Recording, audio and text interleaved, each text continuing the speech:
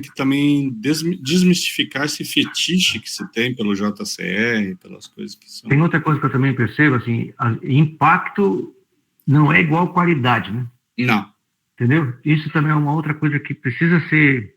Não, porque nós tem temos... certas áreas que tem pouco impacto, porque tem certas áreas que a cadência de produção é limitada. O tamanho da área. O SNP, o SNP ele normaliza isso.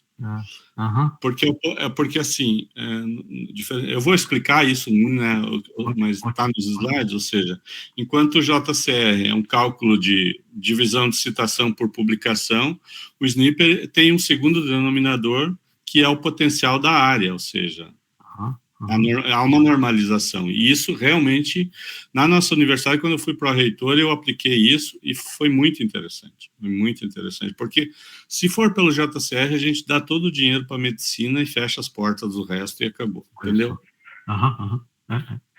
Porque assim, vou falar disso também, vou dar um exemplo para vocês até curioso, assim, que é uma piadinha que eu conto sempre. Mas eu deixo para depois, não vou dar spoiler. Isso, melhor não dar spoiler. Uma outra coisa que eu vejo também é que tem indicadores que medem... Tem um indicador que mede o impacto da revista e tem um indicador que mede o prestígio da revista, né? Porque ele pondera a citação pelas revistas... Onde é que a revista é citada? Isso também importa... Isso também importa, o SJR, exatamente. O indicador de prestígio, que é o SJR. Então, eu acho que como cientista, eu fico impressionado, assim, eu trabalhei já na USP, inclusive orientei um doutorado em São Carlos. É mesmo?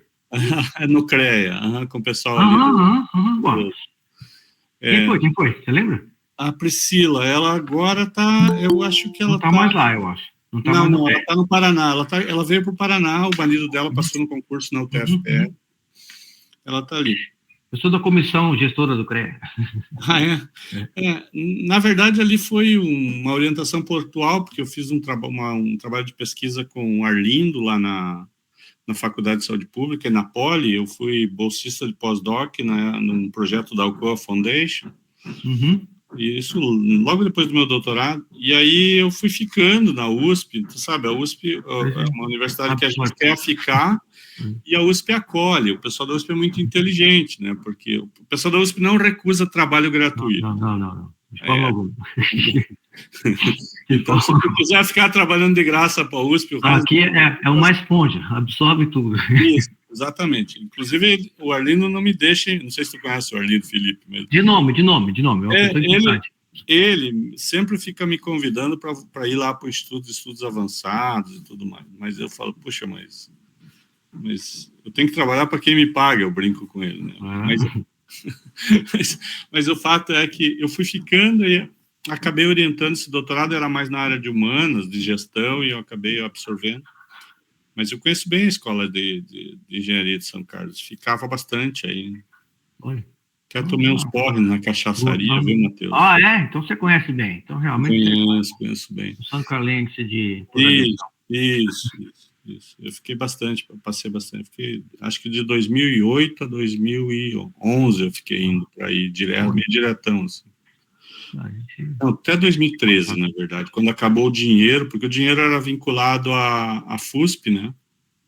Tá certo. Então, e era um valor alto que a gente tinha ganhado do projeto. Então... Você fica o CREA hoje em dia está se tornando inviável. Sabe? A gente está tendo que dar um outro destino para aquele CREA, porque muito custo para manter. A gente tem que arrumar uma forma. Exatamente agora estamos num grupo de discussão, criando outras oportunidades para o CREA, que é um espaço super importante, mas a ESC em si não dá conta de manter. Bom, Matheus, não sei se tu já tinha conhecido o Matheus. Pelo e-mail. O grande piloto de tudo aqui. Matheus, sei lá, quem sabe é a hora da gente começar, então. Parece sim? Tá bom. Gente, então boa tarde, a gente está dando continuidade aqui a nossa semana de recepção dos novos pós-graduandos, e essa segunda-feira ela é dedicada ao programa cada programa tem a sua segunda-feira com dedicação exclusiva ao seu programa, e a gente está fazendo então da mecânica. Quem está organizando isso tudo é o Matheus, e eu fiquei designado de orientar e coordenar essa sessão. Essa sessão ela tem o título de Como Escolher para Onde Mandar o Seu Trabalho, o Meu Trabalho Científico. Isso foi uma demanda dos próprios alunos. E eu procurei na internet uma pessoa habilitada para fazer essa palestra e encontrei o professor Valdir Fernandes, da Universidade Tecnológica Federal do Paraná, que é uma pessoa que, do que eu percebi, tem trabalhando com isso há muitos anos dentro da CAPES, para ter mais dedicado a esse estudo de como selecionar e como qualificar e comparar revistas e veículos de publicação. E, inclusive, foi pró-reitor durante vários anos nessa universidade, em pesquisa e pós-graduação, e agora eu fiquei sabendo que ele conhece aqui São Carlos. Então, é bom. Bom, ele vai explicar como é que vai ser a dinâmica da apresentação dele. Eu, mais uma vez, agradeço, Valdir, pela tua disposição e passo a palavra para você. Bom, então, boa tarde a todos. Obrigado, professor Marcelo, obrigado, Matheus, pelo convite. Eu fico sempre uma satisfação retornar à USP, né, São Carlos e a Faculdade de Saúde Pública, que foram as minhas passagens, e por aí. E assim, eu aceitei o convite. Realmente eu tenho trabalhado inclusive com um projeto de pesquisa no CNPq, na área de transferência de tecnologia e também de avaliação de ciência e tecnologia. É um pouco a área que eu venho já desenvolvendo há algum tempo, com algumas publicações que devem sair agora, daqui a pouco, inclusive um e-book sobre transferência de tecnologia. E eu acho, e também recentemente foi publicado um livro que se chama Impacto das Ciências Ambientais no Brasil, e cujo primeiro capítulo eu justamente faço uma discussão da avaliação da pós-graduação e toda uma discussão em relação ao que se deveria avaliar, né? E a minha proposta é que a gente avalie o impacto, né? Em duas dimensões apenas, né? A avaliação da CAPES às vezes se volta muito a uma visão de comando e controle, eu diria assim, né? De quase cartorial em algumas situações, e a proposta ali naquele capítulo é justamente avaliar o impacto acadêmico, que existe as diversas formas, que é do que a gente vai falar um pouco agora, e o impacto na sociedade, que é a da transferência, que é muito mais difícil, inclusive, de medir, mas, em soma, esses são os dois últimos trabalhos que eu tenho feito. Eu vou compartilhar a tela, então. Bom, estão vendo aí? Perfeito. Então, gente, o título é o que vocês propuseram, né? Como escolher para onde mandar o meu trabalho científico. E, assim, o que eu queria combinar com vocês? Que vocês fossem me interrompendo sempre que quisessem, tá?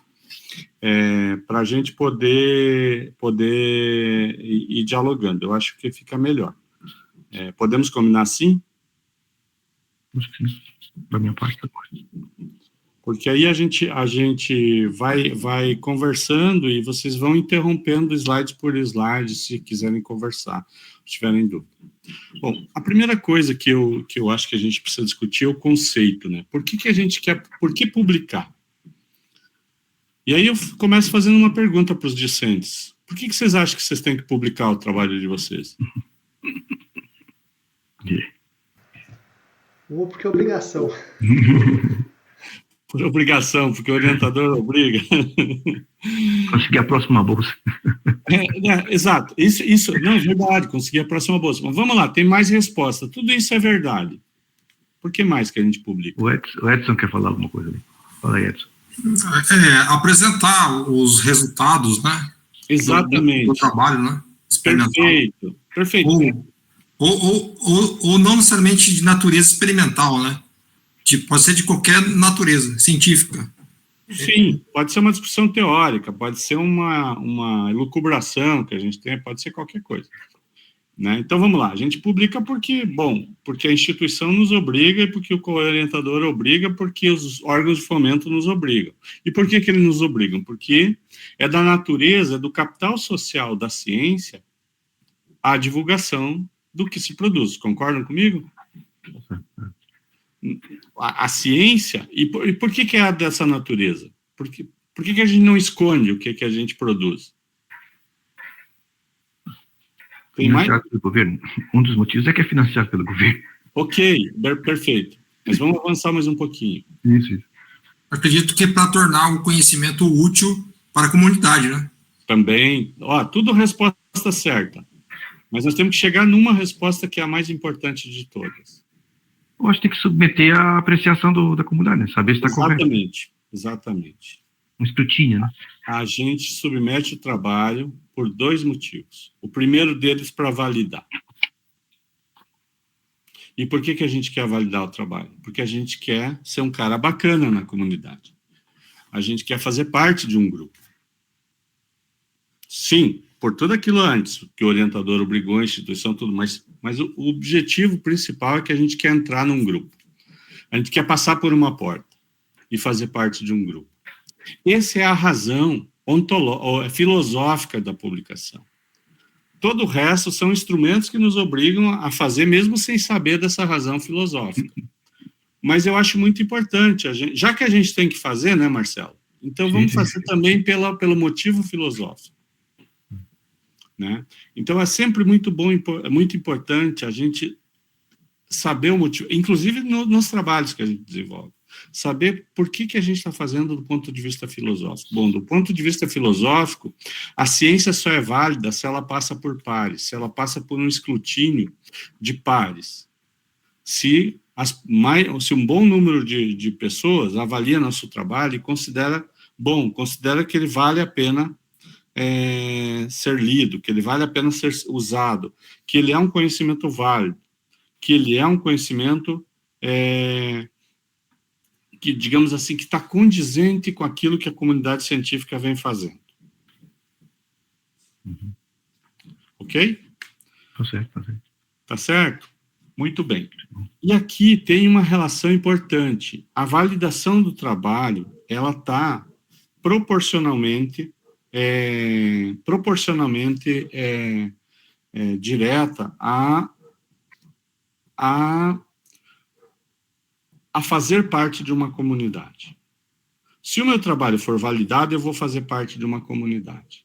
Se eu faço parte de uma comunidade, se eu já tenho algum prestígio, a chance do meu trabalho ser validado também é maior. Concorda com isso, Marcelo? Ou seja, concordo. Interessante.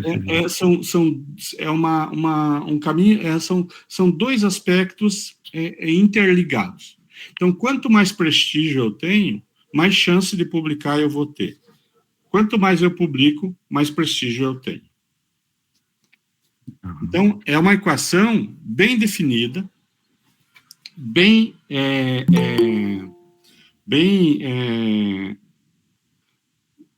determinada pela comunidade científica. Né? Essa equação, ela é, digamos, a essência filosófica de qualquer publicação. Então, se eu fosse um doutorando, eu estaria muito ávido por descobrir qual é a minha comunidade, qual é a minha tribo, onde que eu vou querer entrar e onde é que eu vou, porque é isso que vai fazer você ter sucesso, provavelmente, na carreira acadêmica. Porque disso depois vem os concursos, vem a oportunidade de bolsa de pós-doc, vem a N oportunidades, você vai fazer parte dos grupos, dos editais e por aí afora.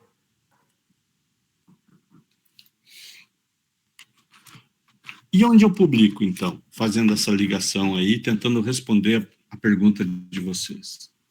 Bom, a primeira, eu considero que o caminho mais lógico para eu descobrir onde eu publico está no meu próprio paper. Não precisa procurar em outro lugar. Onde que eu publico o meu paper? Leia o teu paper. Se você ler o teu paper e não souber onde publicar, talvez nós tenhamos um problema. Porque você vai publicar o que é um paper. É um trabalho que acrescenta um degrau na escada do conhecimento, pelo menos deveria ser isso. Ou supra uma lacuna na escada, conserta um degrau mal feito. Né? Ou discute a importância da escada, ou as funções da escada, e por aí vai. Aí a gente poderia ficar discutindo, pôr uma escada na frente da gente e ficar discutindo por horas, como se a escada fosse a produção de conhecimento. Uma coisa importante, se eu quero subir essa escada, é saber até onde ela vai. E refazer o caminho dos outros pesquisadores. Esse é o básico. Toda pesquisa tem que começar por refazer o caminho. E a gente vai chegar e descobrir, bom, paramos aqui. Aqui está o buraco que eu quero ajudar a cobrir. É o estado da arte. A gente não precisa pegar lá do Aristóteles, da Arquimedes. Não. Podemos começar dos últimos 5 anos. Depois eu vou mostrar para vocês como fazer isso.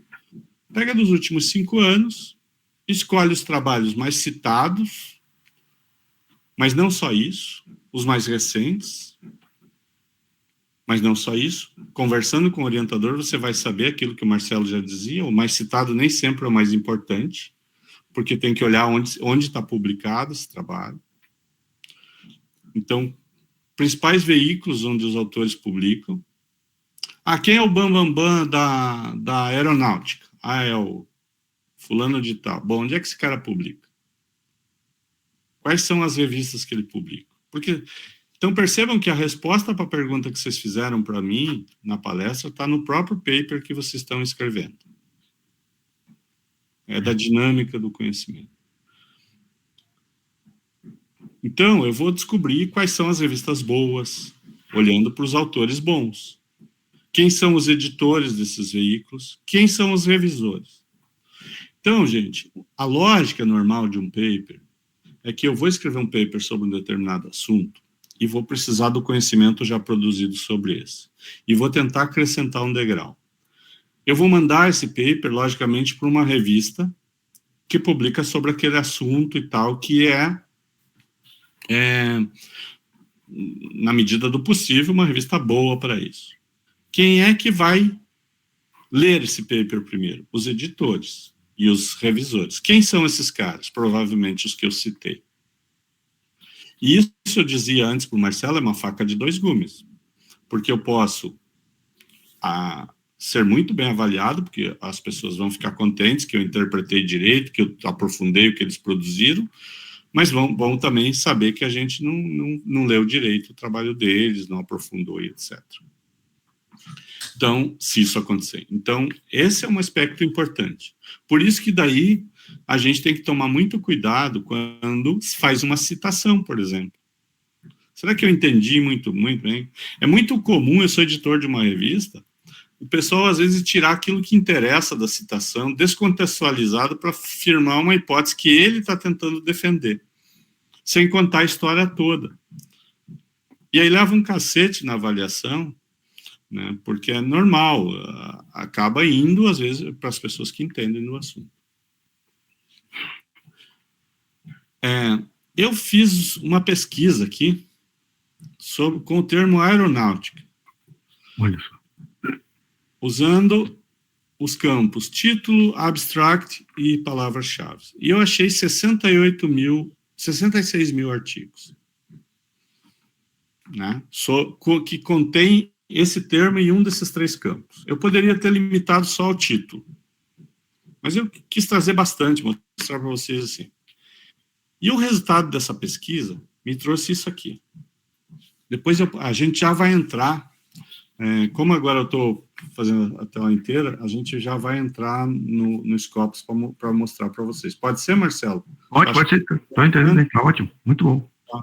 Então aqui, se vocês pegar a primeira coluna, eu tenho as sub-áreas que trabalham com aeronáutica. Engenharia, ciências planetárias, energia, física e astronomia, matemática, materiais, ciências da computação, química, ciências ambientais, que é a minha área, e medicina. Essas sub-áreas publicam com aquela palavra-chave aeronáutica, no título, no abstract, nas palavras-chave. E quem são os autores? Se eu fosse fazer um doutorado em aeronáutica, eu já ia começar lendo esse cara aqui, o primeiro. Eu não sei sobre o que ele escreve, mas ele deve ser importante. Ele é o que mais tem trabalho sobre. Essa é a lista de autores. E a revista? Então, aqui, ó, a terceira coluna são as revistas. Veja que eu circulei a primeira ali. AIAA Journal. AIAA, a gente fala. E aí vem as outras. Né? Mas eu vou usar essa primeira aqui nos meus exemplos com vocês. E como é que eu fiz essa pesquisa? Eu fiz a pesquisa da seguinte forma. Vocês estão vendo aí a tela do Scopus? Vamos ver. Então, eu fui lá, estão vendo aqui, ó, o resultado, 66 documentos, 66 mil. Daí, olha só, gente, eu quero saber do Brasil quem é que publica sobre isso. Eu fiquei curioso, quem são os pesquisadores brasileiros. Então, eu vou lá e vou selecionar o Brasil. Tá vendo aqui? O Brasil é o 15º no ranking sobre o tema. E eu vou mandar limitar ao Brasil a minha pesquisa. Ixi, deu erro aqui. Vamos voltar.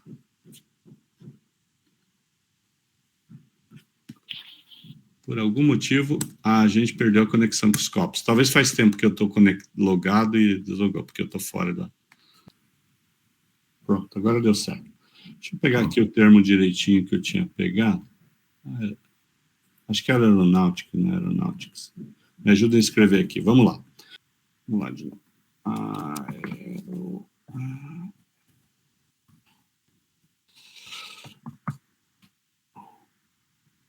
Muito bem. Vamos tentar. Então, gente, eu estava dizendo para vocês, olha aqui, está aqui então a primeira. Se a gente vai aqui, a gente vai ter os Open, vai ter o ano, que a gente pode limitar a nossa pesquisa. Vejam os autores, os mais citados, porque eu organizei por artigos mais citados. Olha. O artigo mais citado é dessa mesma revista, e ele tem 13.437 citações. É um artigo de 1994. Então, eu até fiquei curioso depois de dar uma olhada para ver as instituições. Então, a NASA é quem mais publica, os financiadores, a National Aeronautics and Space Administration é aqui mais, depois vem as outras aqui e tal. E os países, os Estados Unidos é o que mais publica, seguido do Japão e China. E aí, se a gente vai aqui e limita no Brasil, o Brasil é o 15º que mais produz sobre o tema. A gente vai ter o artigo mais citado desse tal de Barros, aqui, não sei se vocês conhecem, da área de Physics Review. Né? Depois tem sobre energia e tal. E aqui a gente pode fazer, ó, aqui tem uma ferramentazinha muito legal de análise, que vai me dar os gráficos. Vejam vocês que eu já tenho aqui a evolução do conhecimento sobre a área. Então, como cientista aeronáutico, eu deveria conhecer isso aqui, não é, Marcelo? É importante. Né? Eu vou ter que... Isso aqui no Brasil, tá? Isso aqui só sobre o Brasil. Eu posso fazer a mesma coisa para o mundo. Aqui são os documentos por autor, então o tal de Dias aqui é o cara que mais publica sobre isso. Depois vem da Cunha e tal. Documentos sobre afiliação, então vejam vocês que a USP é a terceira instituição aqui, não está aparecendo, mas eu sei que é, tá? Tipo de documentos por área, então engenharia é o que mais tem, por tipo, e tem algumas... E aqui o Brasil é o meu foco, então o resto é colaboração. O que mais financia, então, o CNPq, seguido da FAPESP e depois a CAPES. Esses são os dados que eu tenho. Então, se eu abrir aqui, ó, se eu clicar aqui para ver quem é o Dias, eu vou abrir aqui, então eu vou ter aqui os artigos. O Dias tem 28, da Cunha 23 e tal.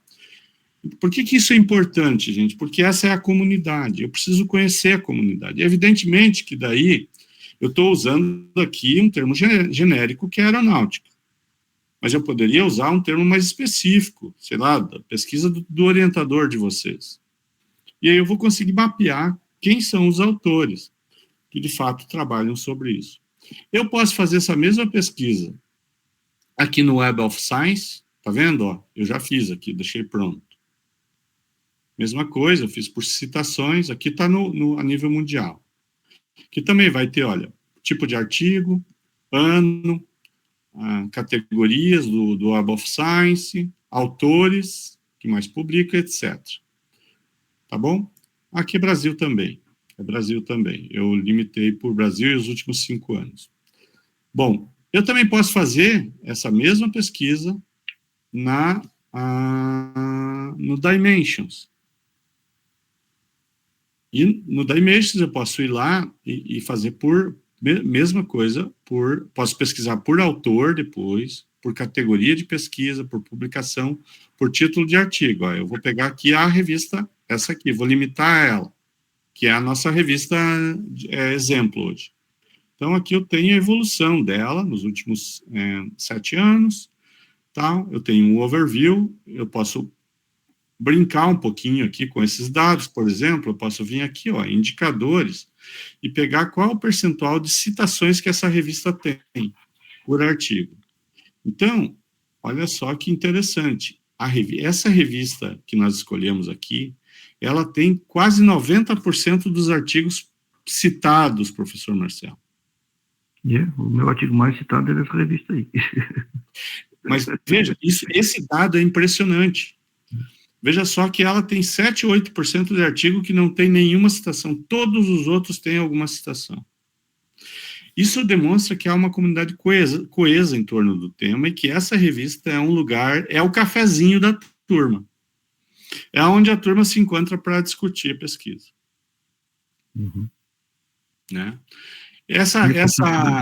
A base Dimensions, ela é uma base que reúne todos os materiais que tem DOI, tá? Então, ela não é uma base, ela é aberta, vão ter artigo Open Access, vão ter os pagos, etc. Mas ela é uma base que ela não tem ainda as ferramentas que tem a Scopus, que é a que mais tem ferramentas para análise, mas ela é uma boa base para a gente conseguir baixar artigos. Bom, retomando aqui nossa apresentação, pessoal, alguma pergunta, alguma discussão? Como é que estamos?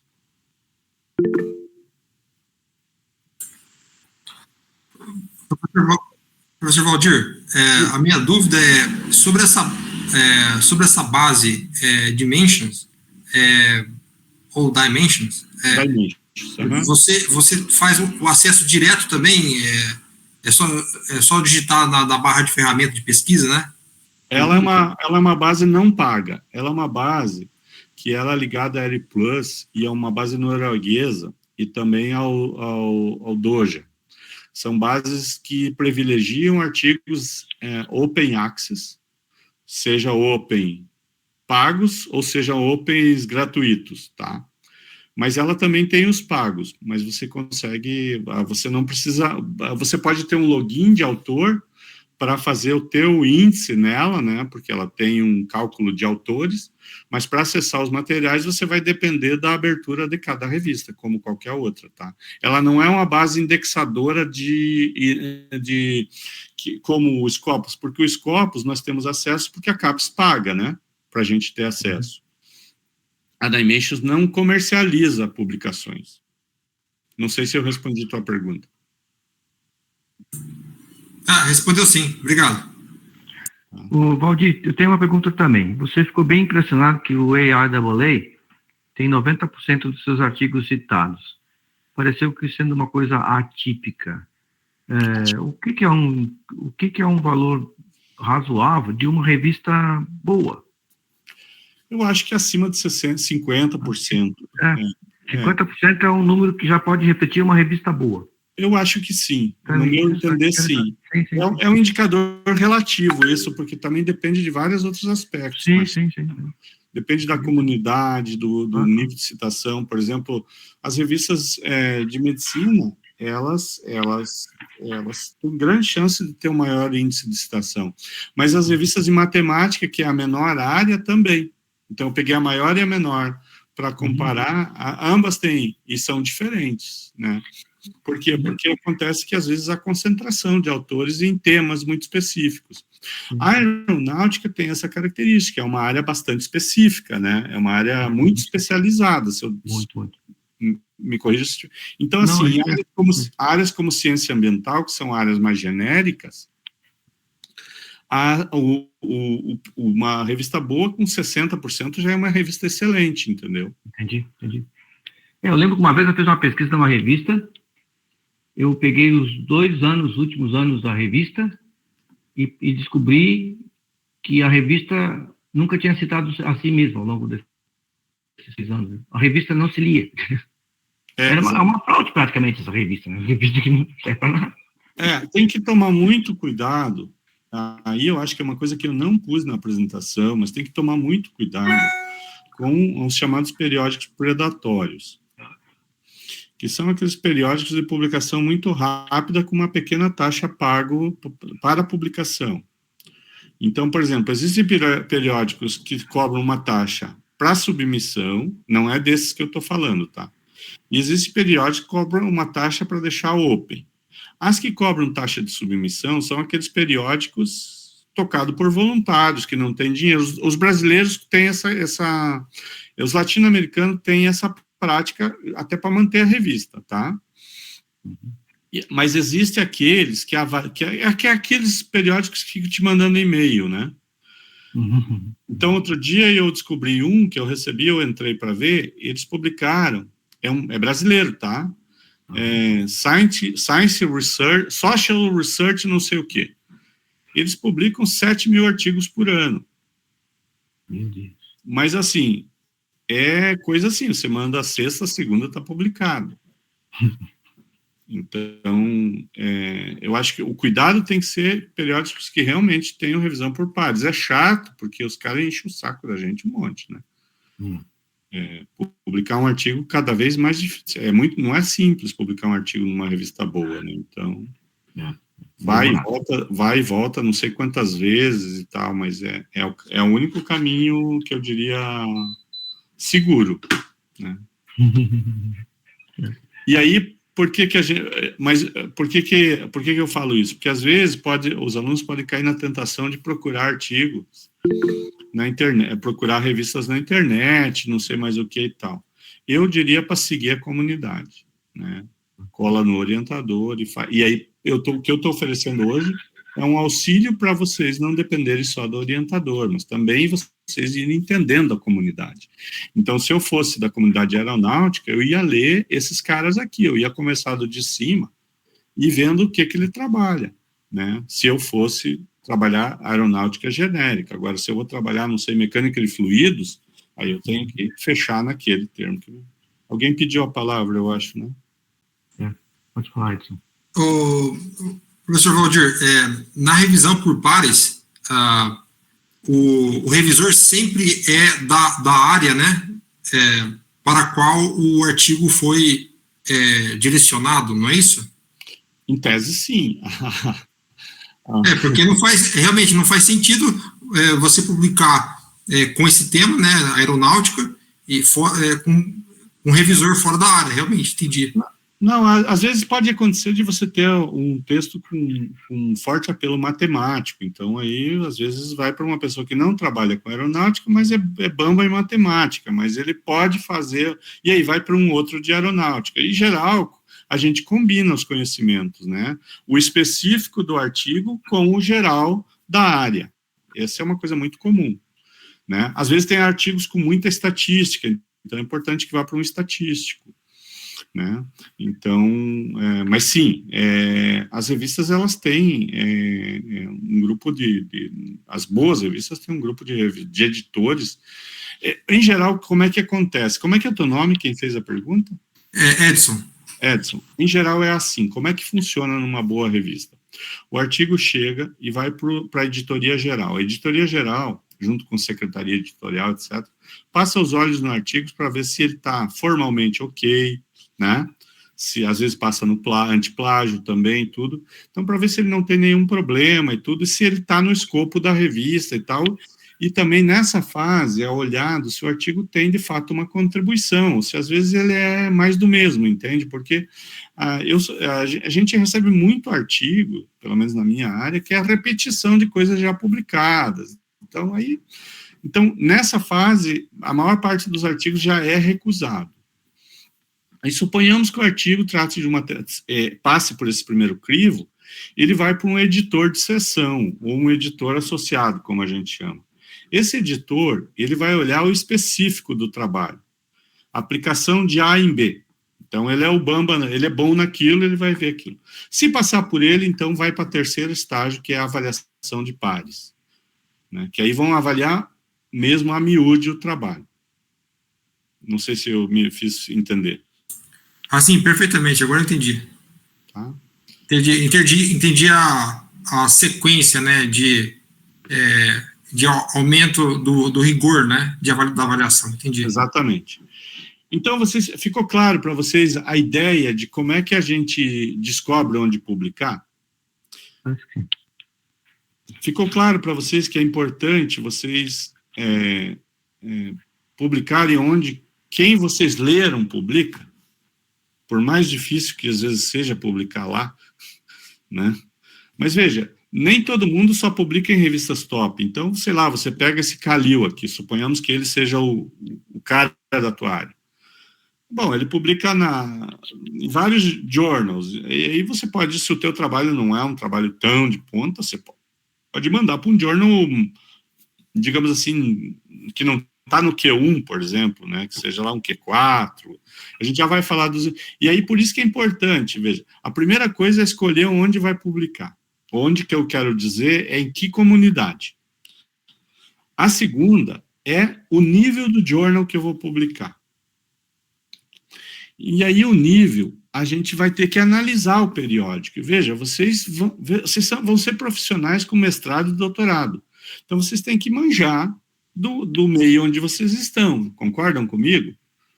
Poxa, se a publicação é o lugar, é um das atividades fundamentais do trabalho de vocês precisam conhecer os journals, precisam conhecer a lógica de publicação, precisam conhecer os indicadores desses journals. Então, aqui eu peguei a mesma revista, tá? Como é que tu chama ela, Marcelo? Eu chamo AIAA Journal. AIAA, ok. AIAA. Então, a AIAA, ela tem um conjunto de indicadores que precisa ser acompanhado. E onde eu acompanho esses indicadores? Bom, no Scopus, eu vou acompanhar esses indicadores aqui. Vocês estão vendo o meu cursor? Estamos vendo. Esses aqui, que é o Site Score, o SJR, professor, lembra que você falou dele? Sim. Prestígio, e o SNP. Né? Esses três. Eu ainda vou olhar, guardem isso aqui na cabeça de vocês, porque no penúltimo slide a gente vai voltar nisso aqui. Eu também devo olhar o percentil dele. E eu também devo olhar, preciso conhecer o JCR do artigo. Então, aqui eu tenho o JCR de 2020 e aqui eu tenho dos últimos 5 anos. E aqui embaixo eu tenho o quartil. Lembra que eu falei de percentil aqui? Aqui eu tenho quartil, é outra categoria de onde esse periódico se situa. Esses são os principais indicadores de avaliação de um periódico. Né?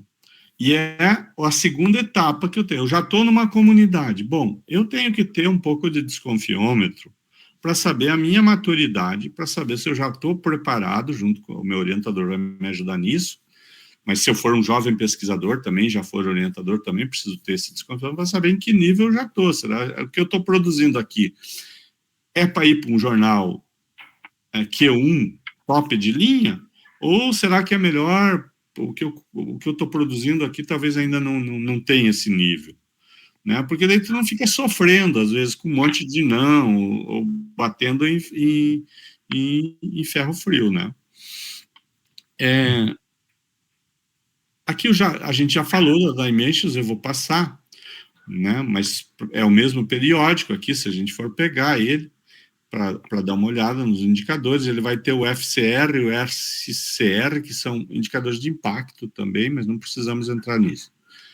Bom, então, esses indicadores aqui eu preciso conhecer, e é desses aqui, ó, que a gente vai falar um pouquinho agora, que é a apresentação que o Marcelo achou aí na rede um dia desses. Então, assim, para que servem esses indicadores? Então, vamos começar com o Google Scholar, que vocês devem ter o de vocês. É importante ter o Google Scholar. Inclusive porque agora, a partir do Google Scholar, surgiu um ranking de cientistas no mundo. Não sei se você tem acompanhado isso, Marcelo. Não tenho acompanhado, não, mas eu ouço falar. Tem um ranking agora que puxa os dados do Google Scholar. Então, o Google Scholar, ele é útil para quê? O que ele mede? Ele mede a produtividade e o impacto de citação de um periódico ou de um pesquisador. E para que serve isso? Bom, e como é feito isso, desculpa? Bom, ele é baseado num conjunto de publicações mais citadas e no número de citações que essas publicações receberam. Simples assim. Então, é um ranking praticamente absoluto. Depois ele vai ter uma sofisticação, que é o índice H, que a gente vai falar mais à frente. O JCR, número médio de citações de itens publicados no periódico, né?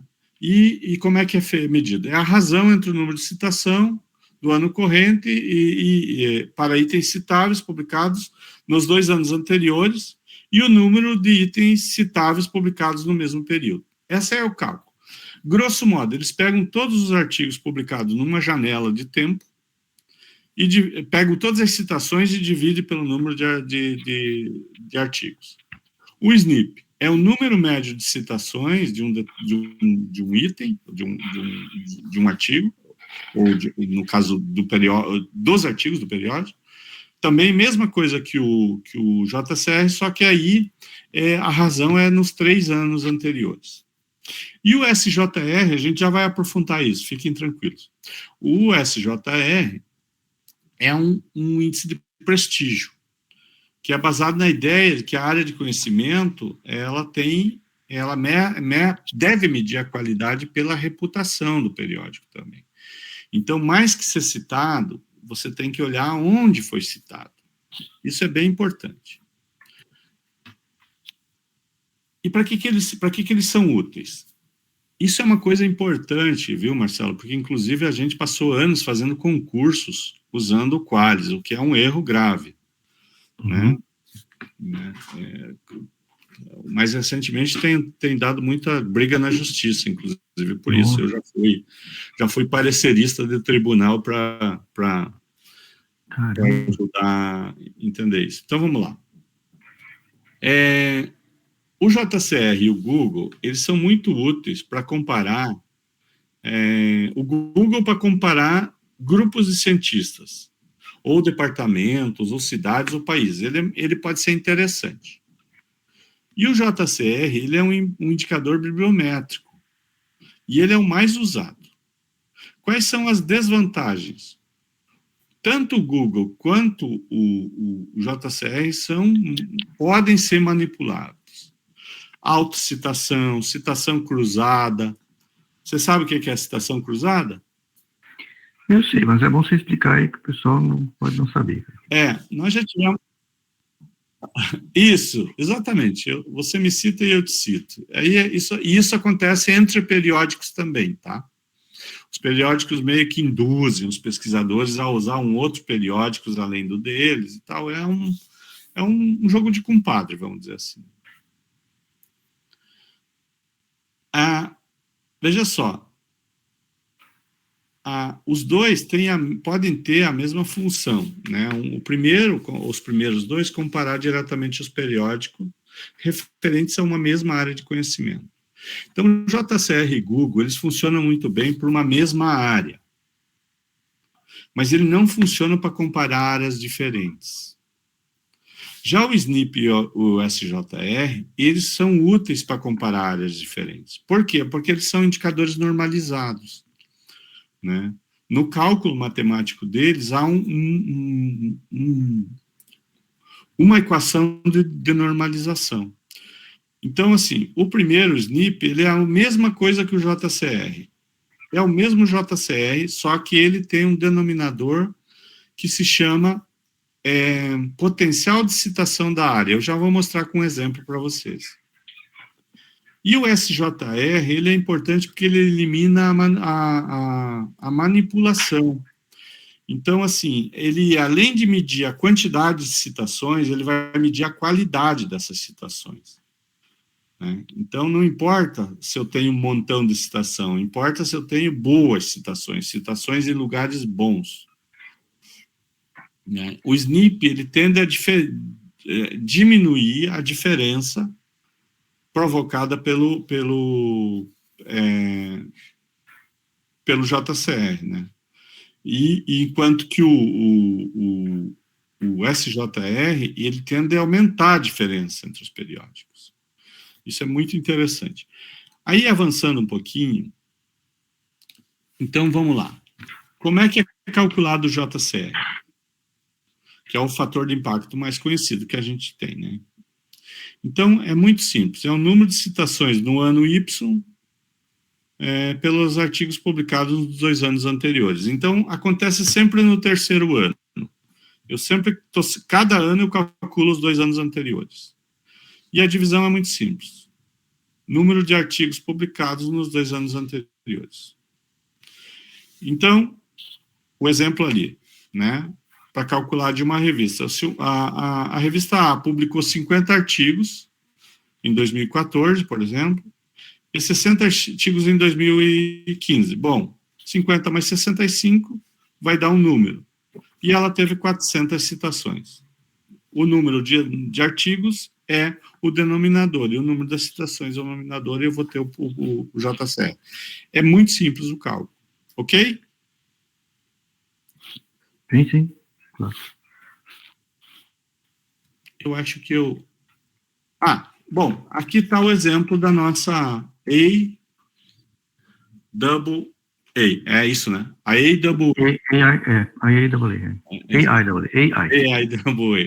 É meio cacofônico. Aqui é o exemplo dela. Aqui a gente tem por 5 anos, né, o fator de impacto dela. Então, ela teve um número de 4.441 citações e publicou quase 2.000 artigos. Então, ela tem um JCR quinquenal, podemos dizer assim, de 2,2. 2,3 já praticamente, né, podemos dizer. E o fator de impacto de 2020 dela, que é o atualizado, é o atual, o que está vigente, é 2,1. Então, veja que ela tem um fator de impacto, e isso é normal, tá? O fator de impacto de 5 anos é sempre maior do que o fator de impacto do ano, só que assim, o do ano, quando é maior, é que a revista está numa crescente muito grande. Aqui você tem os números de artigos publicados, ó, tá vendo? Então, ela publicou 901 artigos e teve 1.916 citações, e a razão é essa. Aí, Marcelo, veja esse aqui. Esse é o dado dela também em relação aos artigos sem as autocitações. Uhum. Então, ela teve 357 autocitações. Mas aí você está dizendo o seguinte, que são artigos que só teve autocitações? Não. Exclusivamente? Não. Se teve citação, ele teve 10 citações e uma era autocitação, aí está descaracterizado? Exatamente. Uhum. Então, quer dizer, quando eu cito um paper meu, eu detono a revista? Não detono, é só um indicador. Indicador. Eu entendi que não tira todas as citações. Se tinha 10 citações e uma era autocitação, você vai ter agora 9. Tira só essa uma. Tá certo. Veja, você não detona a revista. Pelo contrário, esse 357, ele não precisa ser visto como negativo, ele pode ser visto como prestígio. Tá bom. Né? É só sem... Veja, o fator de impacto dela é 2,1. Mas se eu tirar as citações dela, ou seja, você citou... é a autocitação da revista para ela mesma, né? Exatamente. Entendi. Tá bom. Entendeu? Tá, não é o paper que é citado pelo mesmo autor, né? Não. Não, é da revista para si mesmo. As citações da revista nela.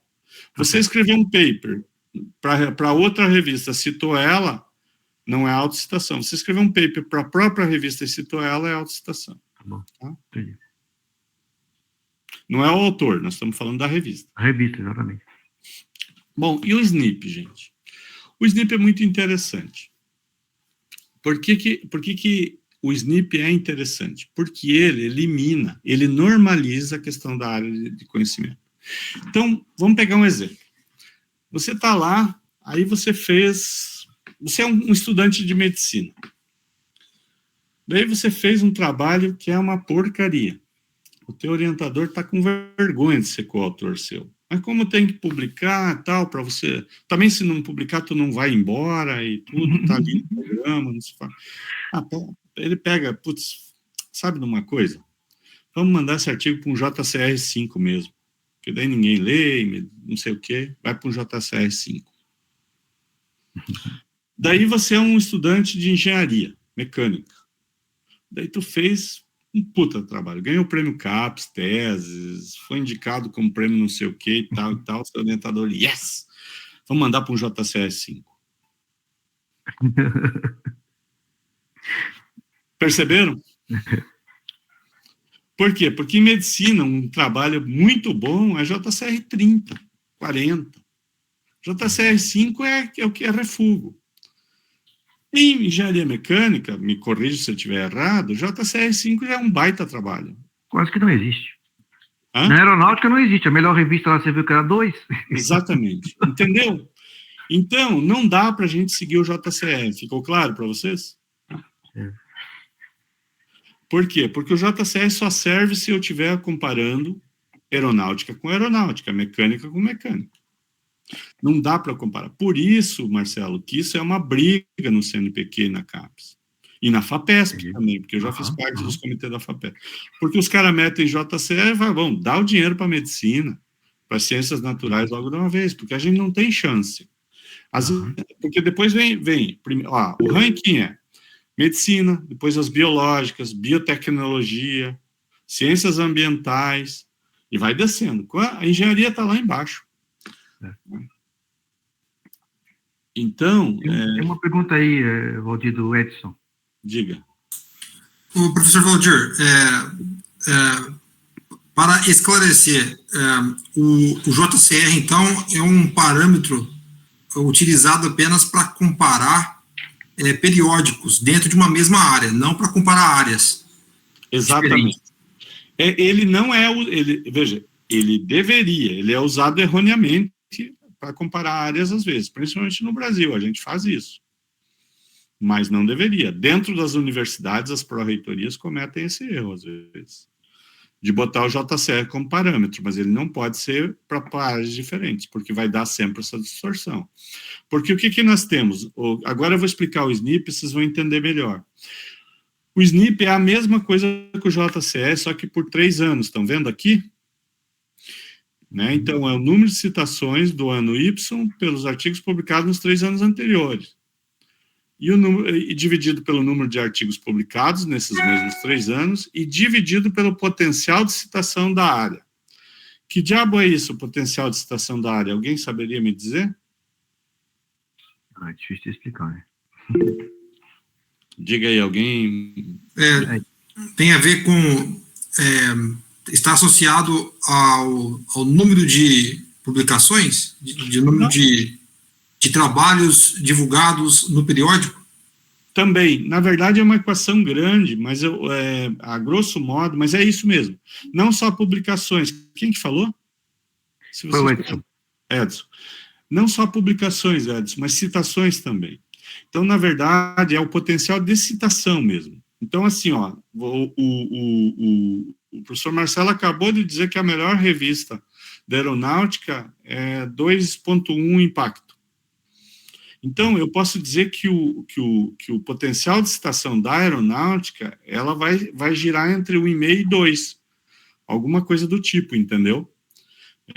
A média, provavelmente, vai ficar em torno de 1 e alguma coisinha. É esse potencial que vira denominador ali, entendeu? Tenta medir a média de citação, né? Exatamente. A média de citação da área. É a média de citação da área, o potencial, porque chama potencial porque existe um histórico, né, de longo prazo que vem sendo medido e a área tem aquele padrão, por causa do tamanho dela, principalmente, e por causa da usabilidade dela por outras áreas. Então, assim, por que a medicina é tão alto? Por que a medicina tem um índice de citação tão alto? Porque, além de todo mundo da medicina citar a medicina, a enfermagem cita, as biológicas cita, a genética cita, a biotech cita, todo mundo cita a medicina. Entende? Então, ela tem um alto potencial. Ninguém quer saber de aeronáutica. Exatamente. A aeronáutica, só a aeronáutica que cita a aeronáutica. Mas ninguém. Não serve para mais nada. Exatamente. Então, esse é o X da questão, né? Então, olha o exemplo que a gente colocou ali, né? Eu peguei dois periódicos da área de conhecimento EAB, podem ter números médios de citação por artigo muito distintos e valores de SNP muito próximos. Então, aqui a gente está falando de uma determinada área da biologia, que ela tem um índice de citação médio de 12 citações por artigo. E eu tenho a Engenharias 1 não, acho que é Engenharias 4 até, que tem 1,6. Bom, o potencial de citação dessa área é 0,4 e da outra é 3. Então, na hora que eu faço o cálculo, eu vou ter um equivalente aqui, ó. Eu vou ter praticamente o mesmo SNP. Se fosse o JCR, eu estaria com isso aqui, ó. Uma discrepância enorme. Mas como eu faço a normalização aqui, eu vou ter... Aí eu posso comparar áreas diferentes. Professor Valdir, só para uns 10 minutos ainda a gente tem, tá? 10, 15. Tá bom. Só para acompanhar. Beleza. Então vamos avançar. Bom, outro indicador importante, o SciMago. Aqui só vocês entrar, tem o ranking das revistas, vão ter os quartis delas, direitinho. Esse é muito legal de vocês olhar. Aqui também é uma informação importante antes de resolver publicar um artigo. E como é que é construído o SciMago?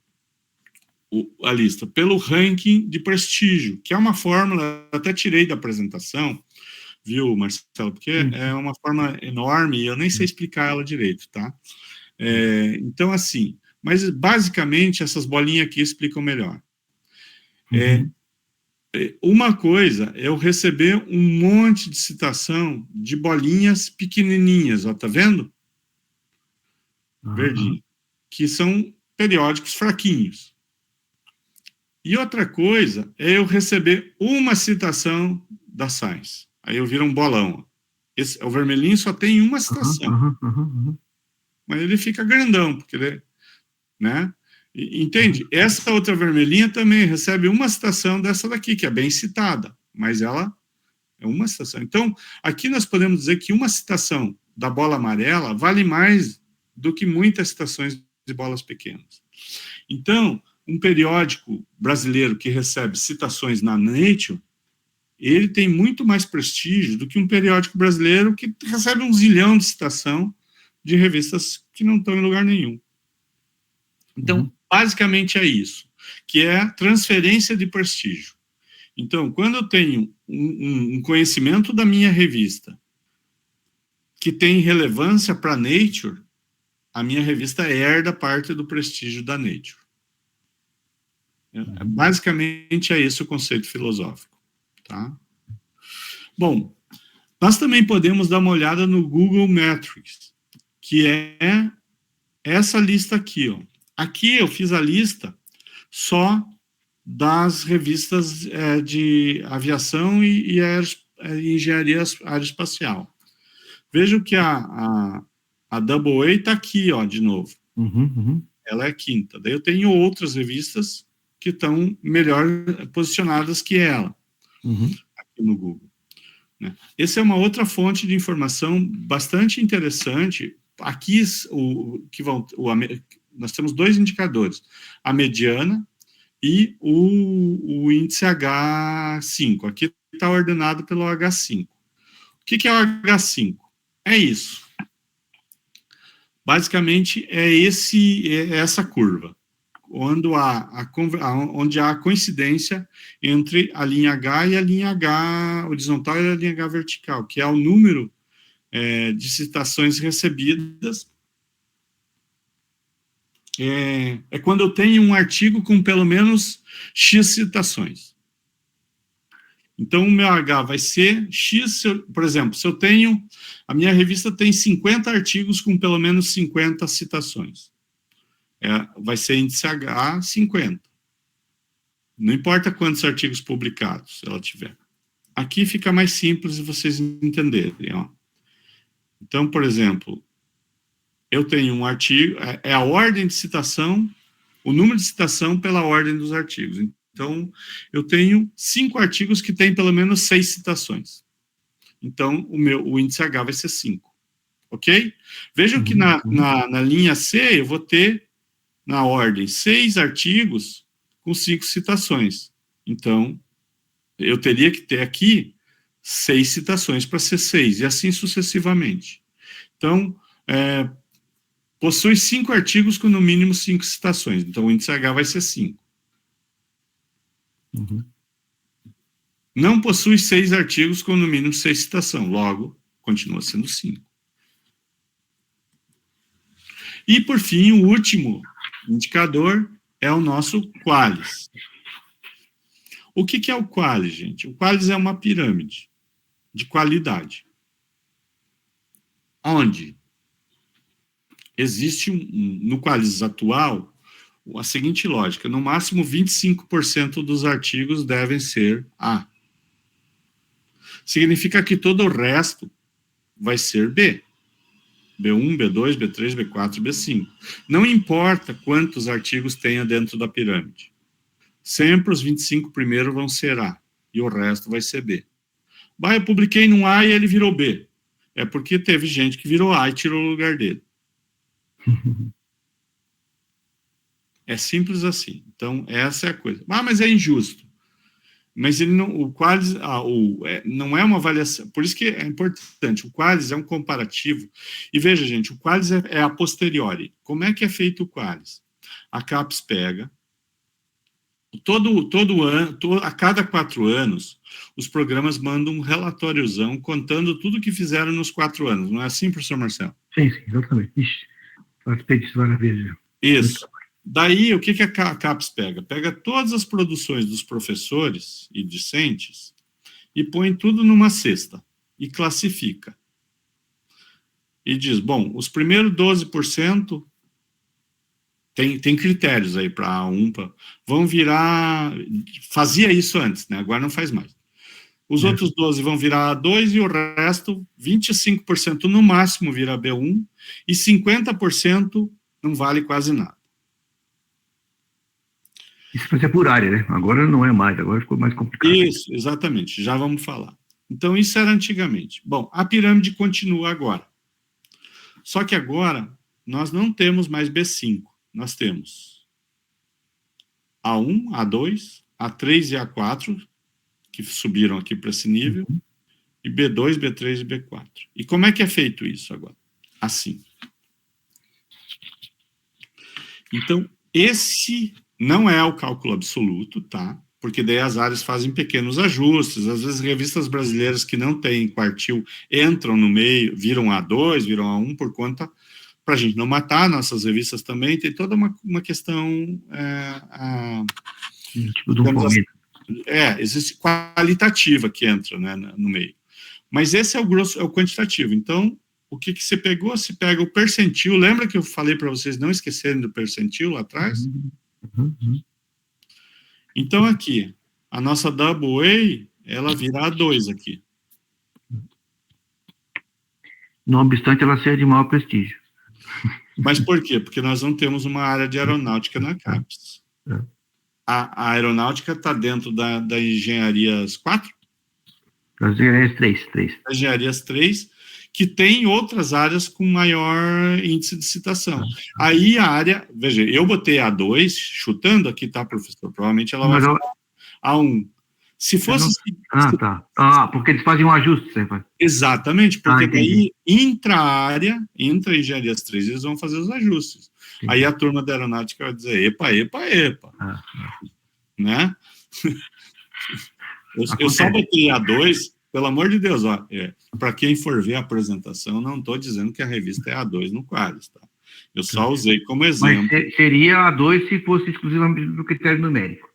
Exatamente, ela ficaria. Por quê? Porque o critério numérico diz que ela está no percentil 85. E o critério está dizendo que para ser A1 tem que ter no mínimo 87. Claro. Aí entra o fator das áreas, intra cada grande área, que vão negociar, que vão fazer os ajustes, que vão olhar outros indicadores, tá? Para fazer o ajuste. Então, eu não sei se eu consegui passar a mensagem, mas em síntese o que eu queria dizer é que a primeira coisa para escolher onde vai mandar um artigo é descobrir qual comunidade que você quer fazer parte. Esse é a questão filosófica. Com quem você vai conviver pro resto da vida? Quem vão ser teus pares? A segunda coisa é conhecer os indicadores das revistas dessa comunidade. Né?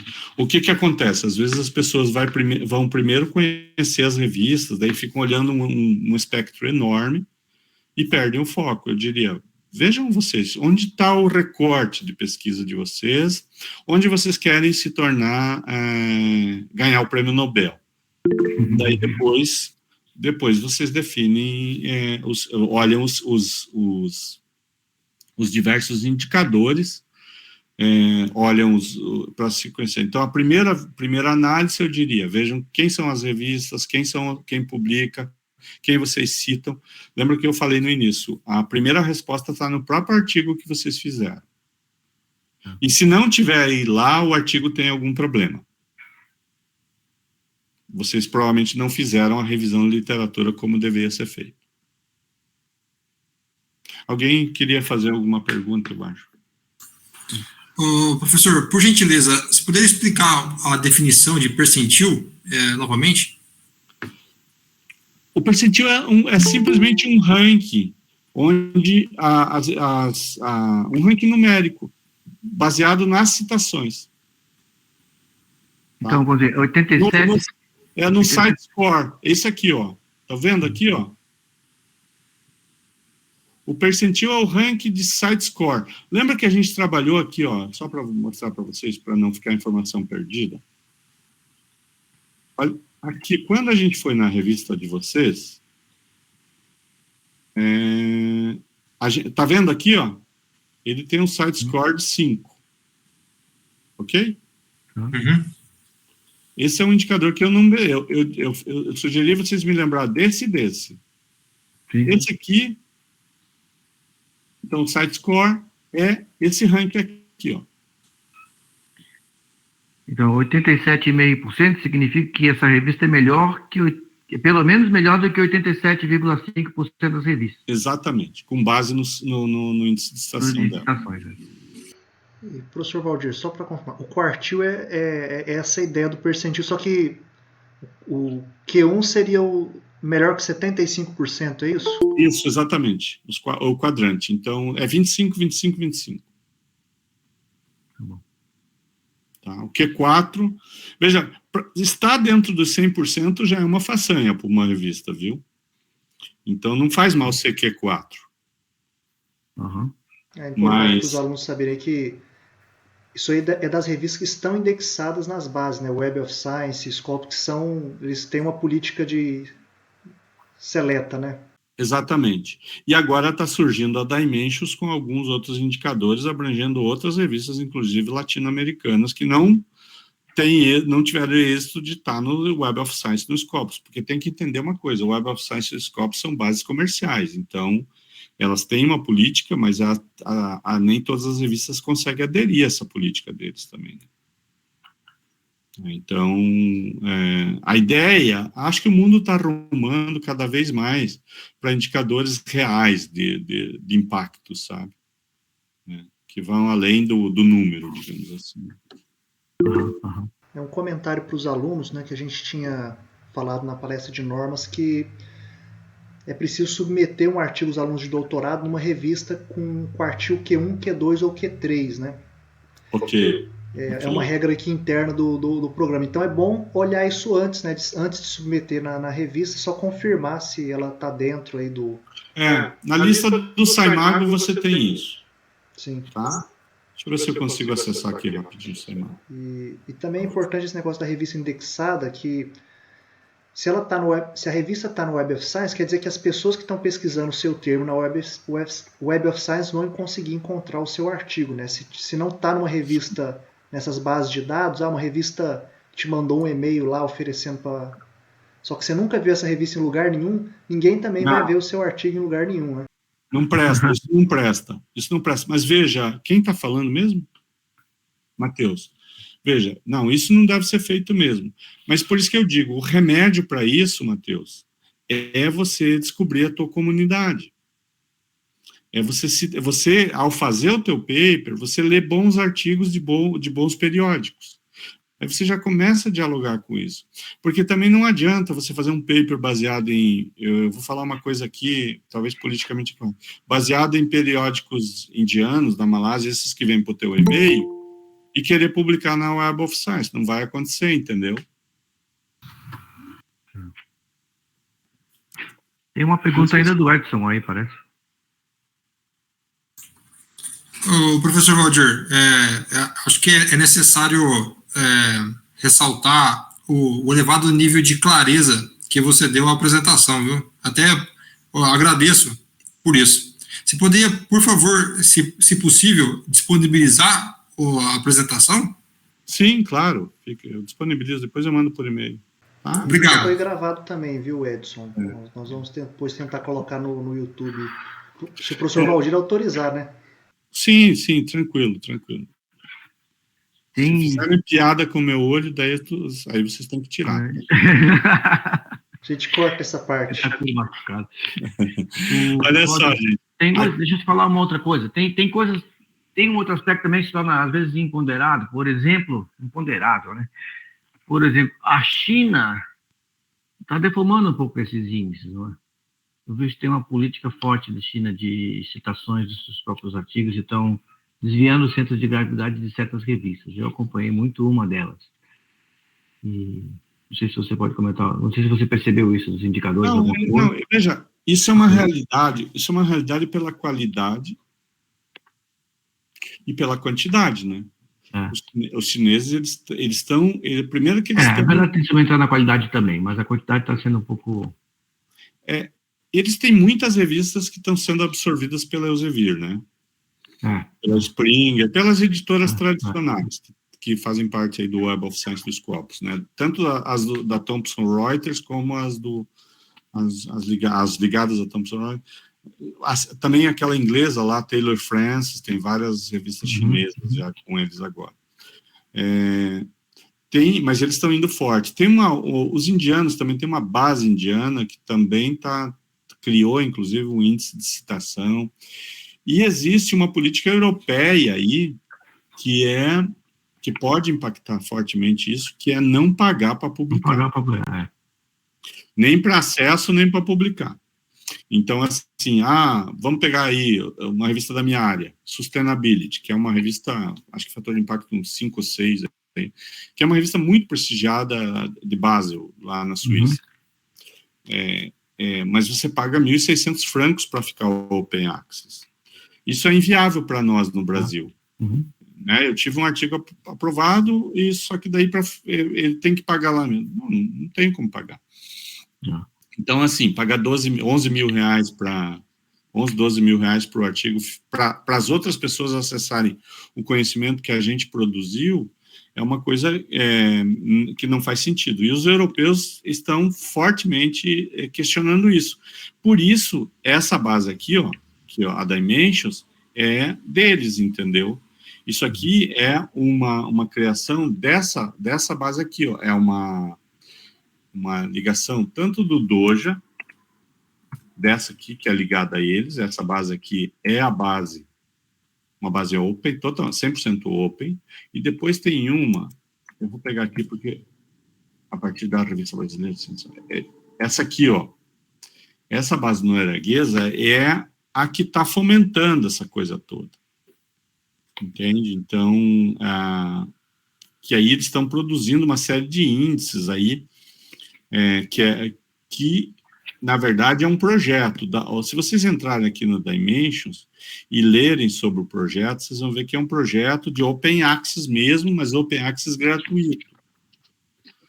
Inclusive, então, que vai ao encontro dessa tendência empurrada aí pela Europa de que a ciência não deveria ser uma coisa comercial, né? A divulgação da ciência, né? E assim, a revista não contribui em nada para fazer a pesquisa, por que ela vai cobrar pelo acesso se ela não pagou nada, né? Exatamente, ela está cobrando porque virou um fetiche ter índice de citação, ter artigos em boas revistas e tudo mais, né? Pelos números.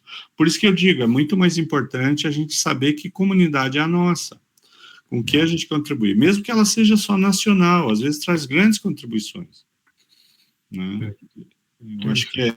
Eu acho que o paper, ele não pode ser a finalidade. O paper é um indicador, eu sempre brinco, né?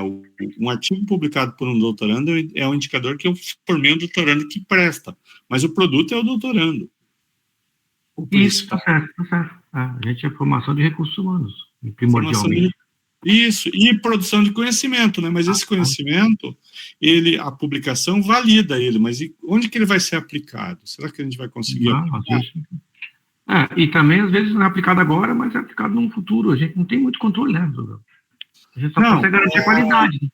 Não, então, tem um antropólogo francês, Claude Renaud, que ele sempre gosta de falar para a gente isso. Ele fala, a gente não tem o controle sobre o conhecimento que a gente produz. Ó, aqui, na Dimensions, né, deixa eu só pegar aqui por índice de citação. Ela vai eu botei o termo aeronáutica, então aí aparece um conjunto de 845 mil artigos. Então já é bem maior do que o Web of Science e coisa, porque ela pega o mundo inteiro, entendeu? Sim. Claro que aqui vai ter coisa que tem que olhar a qualidade. Eu botei aqui os mais citados. Olha, esse artigo aqui tem 14 mil citações. Caraca. Ele é de 1988. Esse eu não conheço, mas o de baixo eu conheço. Entende? Então, essa é uma pesquisa interessante também fazer, né? Por exemplo, aqui, ó, por Altmetrics, Scores, artigo com 18 mil citações de 2021. Nossa, caramba. Sobre Covid ali. Professor Valdir, desculpa aí, está interrompendo, a gente está chegando aí no fim do prazo, depois a gente vai ter agora uma outra sessão. 10h30. Valdir, olha, eu faço minhas as palavras do Edson, hein? Foi extremamente clara a tua apresentação, eu agradeço muito aí a tua disposição, a cordialidade. Eu queria só te apresentar aí o nosso coordenador, que é o professor Adriano, não sei se está presente, e o Carlos Potulan, que é o vice-coordenador. Eles são os meus chefes aí. Prazer, professor Valdir. Prazer, São Carlos. Muito rica a sua apresentação. Parabéns. Muito obrigado. Prazer, Pedro. Parabéns e obrigado, professor Valdir, pela apresentação. Um abraço. Fica um abraço. Obrigado, Adriano. Fica à disposição, Marcelo e professores colegas aí. Eu tentei fazer uma coisa que fosse também simples, né? Porque às vezes a gente gosta de complicar, mas às vezes para os estudantes é melhor uma mensagem mais direta, né? E aí, eu acho que fica assim, eles percebem que esse é um mundo que precisa de... esse é o começo, né? Precisa se informar melhor. Saber que esse é um mundo grande que precisa cuidado e atenção, porque não é fácil escolher a revista. É parte importante a publicação, né? É parte importante porque ela vai nos inserir onde a gente vai viver no futuro. Eu diria assim, eu acho que a publicação... Eu acho que isso é super importante. Isso de que qual é a comunidade que você quer se inserir, eu nunca tinha visto isso falado com essa clareza e realmente eu na verdade, procurei fazer isso na minha carreira com muita determinação, mas sem ter essa clareza que você colocou hoje, Valdir. Marcelo, sem alongar muito, mas assim, o que a gente pode falar é que no passado, a pós-graduação, o doutorado, ele era tutoriado. Então, o orientador levava ele pela mão, apresentava ele para a comunidade. Hoje, dado ao número grande de estudantes, a gente já não consegue ter isso. Pensar que na Inglaterra, os estudantes de doutorado iam morar com o professor, né? Né? Então, considerando que isso se ampliou muito, realmente a gente precisa repensar algumas práticas mesmo. Né? Eu acho que é isso. Tá bom. Olha, eu agradeço muito e vamos dar por encerrada aqui essa etapa do nosso evento, do nosso programa, e agradecer mais uma vez ao professor Valdir e sucesso aí nessa promoção dessas informações pelo Brasil fora.